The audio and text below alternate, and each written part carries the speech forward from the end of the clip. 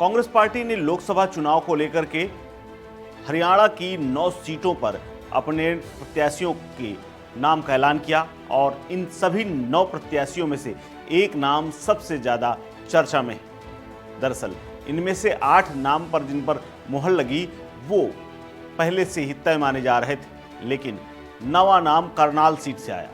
नवा नाम करनाल सीट से इसलिए चौंकाने वाला है क्योंकि यहां पर 31 साल के एक लड़के को टिकट दे दिया गया है।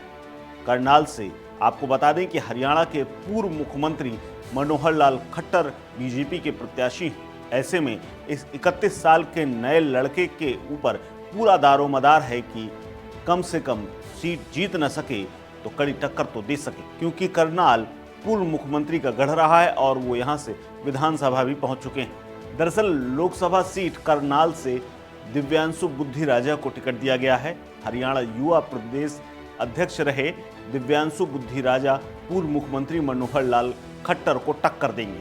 कांग्रेस के उम्मीदवार बनाए जाने के बाद उन्होंने कहा है कि अब जंग जोरदार होगी। दिव्यांशु बुद्धिराजा युवा कांग्रेस के अध्यक्ष बनने से पहले एनएसयूआई हरियाणा के अध्यक्ष भी रह चुके हैं।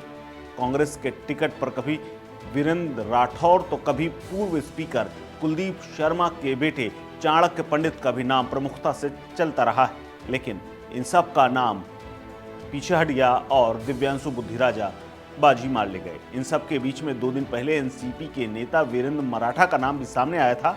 पानीपत से बड़ा पंजाबी चेहरा वरिंद्र शाह का नाम भी सामने आया, लेकिन किसी एक की नहीं चली। गुरुवार को कांग्रेस की सूची देख करके सभी अटकलों पर विराम लग गया। सारे प्रयास धरे के धरे रह गए।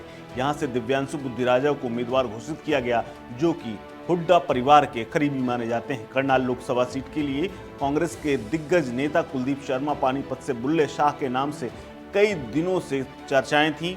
मूल रूप से गोहाना के रहने वाले दिव्यांशु बुद्धिराजा को करनाल सीट से टिकट मिलना सीधा संदेश है कि भूपेंद्र सिंह हुड्डा और दीपेंद्र सिंह हुड्डा के करीबी होने के चलते उन्हें ये टिकट हासिल हुई है और ये टिकट दिलाने में इन दोनों नामों का सबसे बड़ा हाथ। कांग्रेस के जिस दिव्यांशु बुद्धिराजा को लोकसभा का टिकट करनाल से दिया गया है वो युवाओं के बीच काफी लोकप्रिय है और हरियाणा में अच्छा खासा नाम है। मूल रूप से गोहाना के रहने वाले दिव्यांशु लंबे समय से छात्र राजनीति से सक्रिय हैं। कॉलेज के दिनों में ही पंजाब यूनिवर्सिटी के अध्यक्ष बने।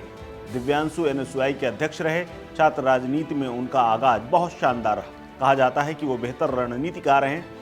दिव्यांशु 2013 में कांग्रेस से जुड़े और दीपेंद्र हुड्डा के काफी करीबी पहुंच गए।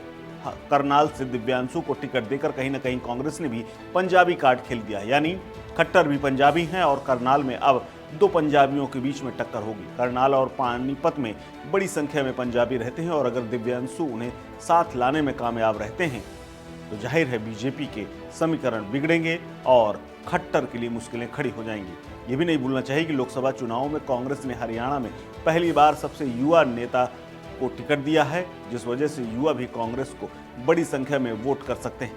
अब करनाल सीट के लिए दोनों जोर लगा रहे हैं। दरअसल करनाल के ज्यादातर इलाकों से अच्छी तरह से पूर्व सीएम खट्टर परिचित हैं और वो लगातार चुनाव प्रचार में डटे हुए हैं। वहीं दिव्यांशु के लिए सबसे बड़ी चुनौती यही कि करनाल के सभी कांग्रेसियों को सबसे पहले एक साथ लाएं, जो टिकट मांग रहे थे और जो दावेदार थे उन्हें मना लें और अपने साथ जोड़ लें।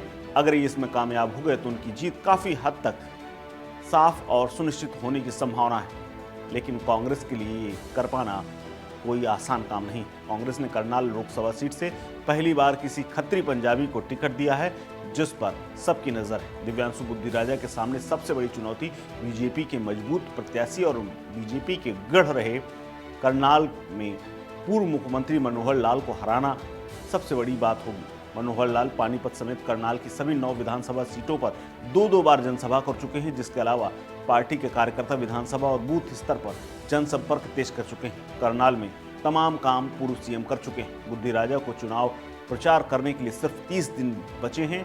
ऐसे में उनको 30 दिन में सभी 9 विधानसभाओं तक पहुंचना होगा, जन जन तक पहुंचना होगा और अपनी बात रखनी होगी। अब देखना है कि बुद्धिराजा कितना बुद्धि चलाते हैं और इस बुद्धि से वो कितने युवाओं को जोड़ पाते हैं, क्योंकि चुनौती बाहर से नहीं उन्हें अंदर से ही मिलने वाली है। इस खबर में फिलहाल इतना ही। अपडेट्स के लिए बने रहिए वन इंडिया हिंदी के साथ।